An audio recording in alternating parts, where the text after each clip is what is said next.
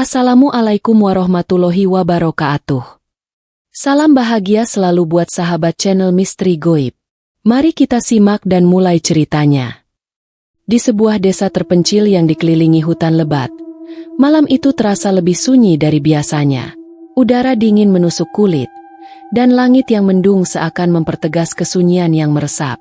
Rumah-rumah kecil berdiri berjajar, beberapa di antaranya sudah terlihat padam lampunya, menandakan penghuni desa telah tertidur lelap. Namun, di rumah milik Pak Darto, pria berusia 50 tahun yang dikenal sebagai petani sekaligus penjaga desa, masih ada cahaya remang-remang dari lampu minyak yang menyinari ruangan kecil di dalam rumah. Pak Darto sedang duduk di meja kayu. Tangannya memegang secari kertas yang sudah hampir lusuh. Kertas itu adalah catatan yang diturunkan dari ayahnya, yang juga pernah menjaga desa itu beberapa puluh tahun yang lalu. Catatan itu berisi ramalan yang sudah lama dilupakan orang, sebuah peringatan tentang malam yang akan datang, malam yang penuh darah. Tapi saat itu, Pak Darto hanya menganggapnya sebagai legenda belaka, hingga suatu malam, beberapa bulan yang lalu, ia mulai merasakan perubahan aneh di sekitar desa. Perubahan yang semakin menakutkan setiap harinya. Malam itu, angin bertiup kencang, membawa suara-suara aneh dari dalam hutan. Pak Darto merasa ada sesuatu yang salah, tapi ia tidak bisa mengungkapkannya. Perasaan itu semakin kuat ketika ia melihat bayangan hitam bergerak cepat di luar jendela. Sesekali, ia menoleh, memastikan tidak ada yang salah dengan rumahnya. Namun, semakin lama, bayangan itu semakin mendekat. Di luar, di balik pepohonan gelap, terdengar suara langkah berat yang mencangkul tanah dengan irama yang menakutkan. Pak Darto meraih pisau yang tergeletak di meja dan membawanya keluar rumah. Seakan terhipnotis oleh suara yang menggelisahkan, ia melangkah perlahan ke arah sumber suara, meskipun tubuhnya mulai bergetar. Apa yang ia harapkan? Untuk menemukan sesuatu yang wajar? Atau malah sesuatu yang jauh lebih menakutkan dari bayangannya? Di tengah perjalanan, langkah Pak Darto terhenti. Di depan matanya, tanah berlumpur terlihat basah, seperti baru saja terkena cairan yang sangat banyak. Saat ia mendekat, bau besi yang tajam menusuk hidungnya. Ada darah di tanah itu. Seketika, ingatan akan ramalan ayahnya kembali muncul. Malam dengan sisa darah. Apakah ini yang dimaksudkan oleh catatan itu? Pak Darto menggenggam erat pisau di tangannya. Dia tahu malam ini akan berbeda, dan ada sesuatu yang lebih besar sedang mengintainya. Pak Darto menunduk, mencoba melihat lebih jelas ke dalam genangan darah itu. Namun, saat itulah ia mendengar suara langkah kaki lain yang lebih dekat dari belakangnya. Suara itu begitu keras, dan ia merasa ada sesuatu yang mengikuti di belakangnya. Rasa takut semakin mencekam dadanya. Ia berbalik cepat, namun tak ada siapa-siapa di sana. Semua yang ia lihat hanyalah pohon-pohon besar yang menghalangi pandangannya ke dalam hutan. Ia menghirup napas dalam-dalam, berusaha menenangkan diri. Namun, perasaan waspada itu tetap membayangi. Dan malam itu, sesuatu yang jahat akan segera datang. Pak Darto menghapus keringat dingin di dahinya. Suara langkah kaki itu hilang begitu saja, seakan ditelan oleh gelap malam. Namun, perasaan was-was yang ia rasakan tidak kunjung reda. Dengan langkah hati-hati, ia kembali menunduk, memeriksa lebih dekat darah yang berceceran di tanah. Ada sesuatu yang aneh pada cairan itu, bukan hanya bau besi yang menyengat, tetapi juga kilatan samar yang terpantul dari dalam genangan tersebut. Sesuatu yang tak bisa ia jelaskan, namun cukup membuat bulu kuduknya merinding. Tiba-tiba, dari balik pepohonan yang semakin gelap, terdengar suara berderak. Suara itu datang semakin dekat, seperti ada sesuatu yang bergerak melalui ranting dan dedaunan yang kering. Dengan cepat, Pak Darto berbalik dan berlari menuju rumahnya. Ia tahu bahwa ia harus segera kembali ke dalam rumah dan mengunci semua pintu, meskipun ia merasa itu mungkin sudah terlambat. Sesampainya di rumah, Pak Darto buru-buru mengunci pintu kayu dan memeriksa jendela dari dalam. Matanya liar, mencari-cari sesuatu yang tak terlihat. Hatinya berdebar kencang, sementara pikirannya melayang pada catatan yang ia baca tadi malam, tentang malam dengan sisa darah. Apa yang dimaksudkan dengan ramalan itu? Mengapa darah berceceran di tanah? Dan mengapa malam ini sepertinya ada ancaman yang mendekat? Tiba-tiba, suara ketukan keras terdengar dari pintu depan. Pak Darto terlonjak. Siapa yang datang malam-malam begini? Tidak ada seorang pun yang biasa berkunjung di desa ini setelah malam turun. Hatinya semakin gelisah. Ia berjalan perlahan menuju pintu, dan dengan tangan gemetar, ia membukanya sedikit. Namun, ketika pintu itu terbuka, tak ada seorang pun di luar. Hanya udara dingin yang menggigit. Namun, Pak Darto melihat sesuatu yang membuatnya hampir terjatuh. Di tanah, tepat di depan pintu rumah, ada lebih banyak darah. Darah yang masih segar, berceceran seolah baru saja jatuh dari tubuh seseorang. Sisa-sisa jejak kaki berlumuran darah mengarah ke arah hutan. Diikuti oleh suara bisikan yang terdengar samar, begitu rendah dan terdengar seperti desahan. Meskipun suara itu begitu lembut, ia terasa mengerikan dan sangat menakutkan. Tangan Pak Darto mulai menggigil. Ia tahu bahwa apa yang sedang terjadi bukanlah hal yang bisa ia abaikan begitu saja. Ia harus menemukan sumber dari semua ini. Tapi suara itu, bisikan yang hampir tak terdengar, semakin jelas seiring dengan langkah kaki yang semakin dekat. Pak Darto menatap hutan yang gelap. Ada sesuatu di sana, menunggu, dan ia harus menemukannya sebelum terlambat. Pak Darto meraih pisau yang masih ia pegang dan dengan perlahan keluar dari rumah, menginjak tanah yang penuh darah.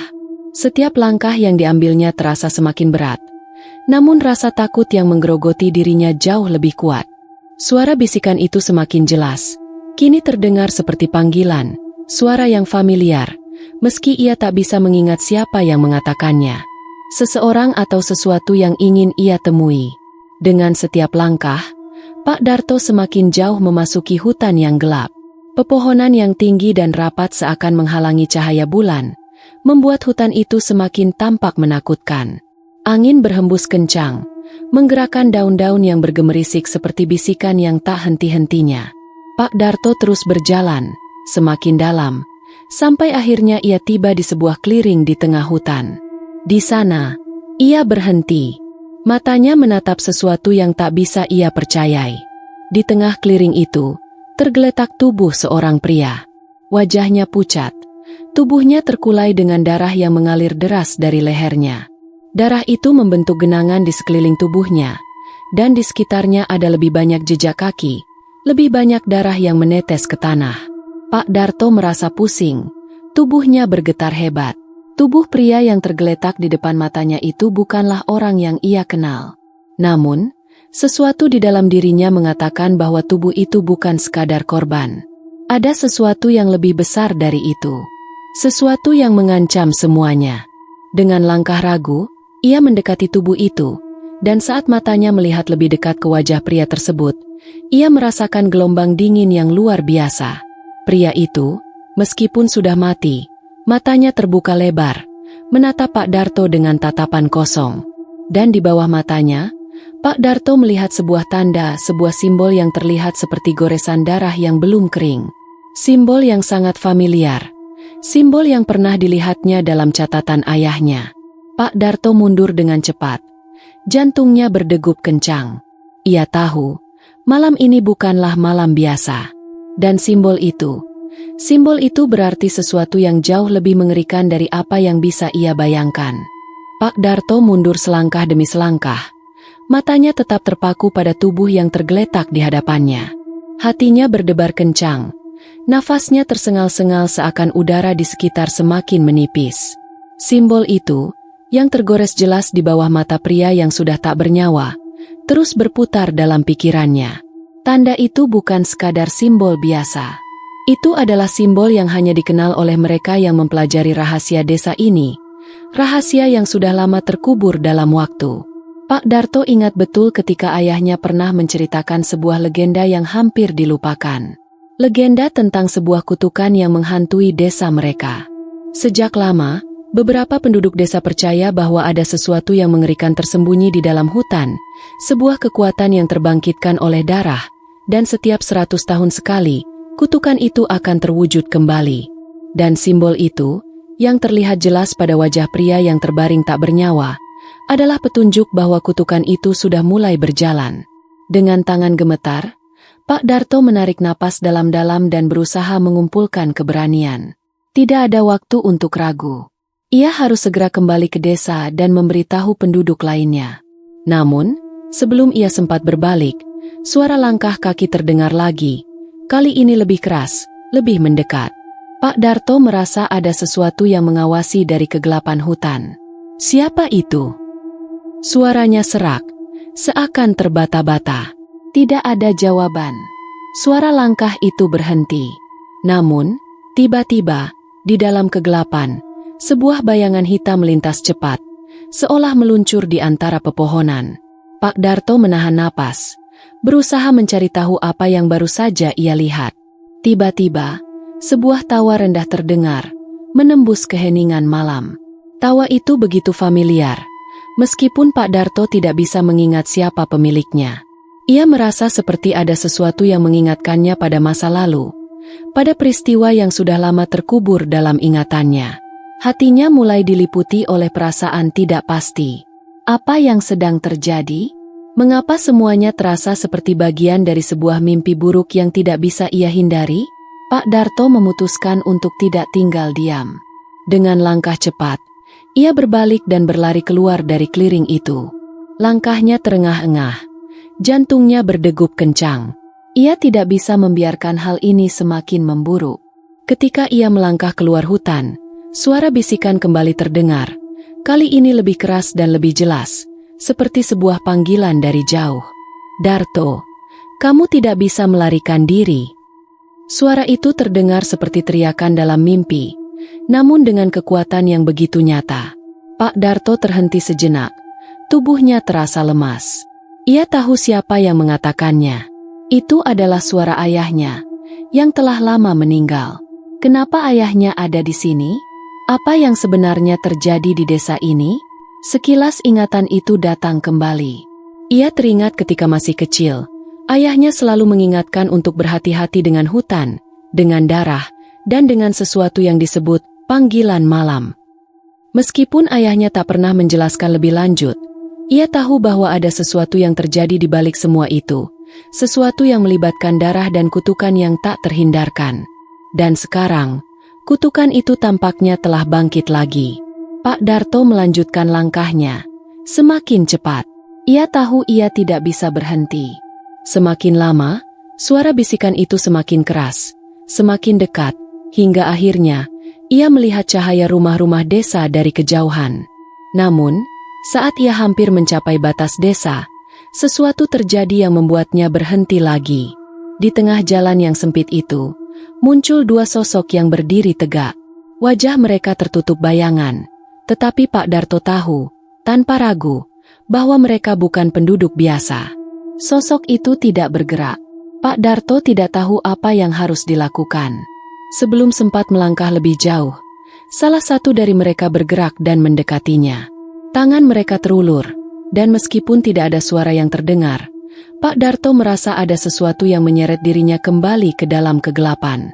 Dalam sekejap, ia merasa tubuhnya dipenuhi dengan rasa dingin yang luar biasa. Suara bisikan itu kembali terdengar. Kali ini lebih jelas, lebih mengerikan. Kamu harus mengikuti jalan ini, Darto.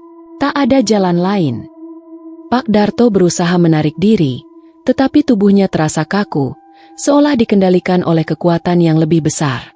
Ketika ia mencoba melawan, tubuhnya terjatuh, dan saat itu, di sekelilingnya, darah mulai bermunculan lagi, seolah tanah itu menyerap segala sesuatu yang telah terjadi. Dari setiap tetes darah yang mengalir, suara itu menjadi semakin nyata. Dan malam itu, semuanya menjadi jelas. Kutukan itu telah dimulai. Tidak ada lagi yang bisa diselamatkan. Sosok-sosok itu menarik Pak Darto semakin dalam ke dalam kegelapan. Ia tidak tahu apa yang akan terjadi selanjutnya, tetapi satu hal yang pasti, malam dengan sisa darah ini akan segera mengungkapkan segala kebenaran yang telah lama terkubur. Pak Darto terkapar di tanah, tubuhnya gemetar. Suara bisikan itu kini terdengar semakin jelas, seakan datang dari setiap sudut hutan yang mengelilinginya. Dia bisa merasakan kehadiran sosok-sosok itu, meskipun tidak melihat mereka secara langsung. Rasanya seperti ada tangan tak terlihat yang meremas jantungnya, menariknya lebih dalam ke dalam kegelapan yang menyesakkan. "Apa yang kalian inginkan?" Suara Pak Darto hampir tak terdengar, terbata-bata oleh rasa takut yang luar biasa. Matanya mulai kabur, dan darah yang memenuhi tanah semakin terasa menyatu dengan udara, menyebarkan bau besi yang semakin pekat. Setiap helaan napasnya seperti dipenuhi dengan darah, dan tubuhnya semakin lemah. Sosok-sosok itu tetap diam, hanya ada gerakan samar di balik bayangannya. Pak Darto bisa merasakan mata mereka, meskipun tidak ada yang jelas terlihat. Mereka hanya menunggu saat-saat di mana kutukan ini akan selesai. Ketika Pak Darto merasa hampir tak sanggup bertahan lagi, sebuah suara, bukan dari sosok itu, melintasi pikirannya. Suara yang ia kenal, suara yang sejak lama menghilang dari kehidupannya. "Darto, kau harus menghentikan ini." Itu adalah suara ayahnya. Tanpa sadar, air mata mulai mengalir dari matanya. Sebelum meninggal, ayahnya selalu memperingatkan tentang malam ini, malam yang penuh dengan darah, malam di mana kutukan yang telah lama terpendam akhirnya akan bangkit kembali. Ayahnya pernah berkata bahwa hanya ada satu cara untuk menghentikan kutukan ini. Tapi Pak Darto tidak pernah benar-benar memahami apa maksudnya. Tiba-tiba, sebuah gambar kabur muncul dalam benaknya. Sebuah gambar tentang sebuah batu besar yang terletak di tengah hutan. Batu itu memiliki simbol yang sama dengan yang terlihat pada tubuh pria yang terbaring mati di clearing tadi malam. Itu adalah batu yang pernah dilihatnya, tapi ia tidak tahu di mana. Namun, sekarang, semuanya terasa begitu jelas. Batu itu adalah kunci. Dengan sisa kekuatannya, Pak Darto bangkit, meskipun tubuhnya sangat lemah. Hatinya dipenuhi dengan keteguhan yang baru. Ia tahu, meskipun tidak ada yang bisa memulihkan kembali keadaan, ia harus mencoba menghentikan kutukan ini. Dia harus pergi ke batu itu. "Saya tahu apa yang harus saya lakukan," ucap Pak Darto. Suara penuh tekad meskipun tubuhnya hampir tak mampu bergerak. Dengan langkah tertatih, Pak Darto berlari ke arah hutan, mengikuti ingatan yang datang tiba-tiba. Darah yang mengalir di tanah, langkah kaki yang berat, suara bisikan yang tak berhenti. Semua itu tampak semakin kabur seiring ia semakin jauh dari tempat itu. Namun, semakin ia berlari, semakin kuat perasaan bahwa sesuatu akan terjadi. Hutan semakin gelap, dan Pak Darto merasa seakan melangkah di dunia lain. Keheningan yang mencekam menggantikan suara bisikan tadi. Di tengah kegelapan, ia melihat sebuah batu besar, tertutup lumut dan rerumputan. Di atas batu itu, sebuah simbol darah yang familiar, simbol yang sama seperti yang dilihatnya pada tubuh pria yang mati. Simbol yang menandakan kutukan yang tak terhindarkan. Pak Darto mendekati batu itu dengan hati yang berdebar. Dia tahu bahwa kutukan ini tidak akan berhenti jika tidak ada yang mengorbankan sesuatu yang berharga. Sebuah pengorbanan yang akan menghapus darah yang telah tumpah selama berabad-abad. Ia harus meletakkan dirinya sendiri di tempat batu itu, jika perlu. Dengan tangan gemetar, Pak Darto menyentuh batu itu. Tiba-tiba, sebuah cahaya terang menyinari hutan, menyelimuti sekelilingnya. Dalam cahaya itu, Pak Darto bisa melihat wajah ayahnya, tersenyum dengan penuh harapan. Kemudian, suara itu terdengar lagi, lebih jelas kali ini. "Kau telah memilih, Darto. Sudah waktunya untuk mengakhiri semua ini." Pak Darto tahu apa yang harus dilakukan. Ia menundukkan kepalanya dan memejamkan mata. Ia memusatkan semua pikirannya pada pengorbanan yang harus ia lakukan untuk menghentikan kutukan yang telah lama menghantui desa ini. Darah yang mengalir di tanah, darah yang menjadi saksi bagi kutukan ini, harus dihentikan. Tiba-tiba, rasa sakit yang luar biasa menyusup ke dalam tubuhnya. Tubuhnya mulai terasa terbakar, dan darahnya mulai terasa panas. Namun, Pak Darto tahu, ini adalah bagian dari pengorbanan yang harus dilalui. Ia menggenggam batu itu erat-erat, dan saat itulah, cahaya yang mengelilinginya mulai menyatu dengan tubuhnya. Tanpa bisa ia tahan lagi, tubuhnya jatuh ke tanah, namun senyum di wajahnya menunjukkan bahwa dia sudah melakukan apa yang harus dilakukan. Pada saat itu, Suara bisikan yang mengerikan menghilang, dan seluruh hutan seakan bernafas lega. Tanah yang semula basah oleh darah, kini mulai mengering. Semua jejak darah yang mengalir kembali lenyap, membawa serta kutukan yang telah lama ada. Pak Darto tidak tahu apakah ia akan selamat atau tidak. Namun, yang jelas, kutukan itu akhirnya berhenti. Malam dengan sisa darah itu telah berakhir.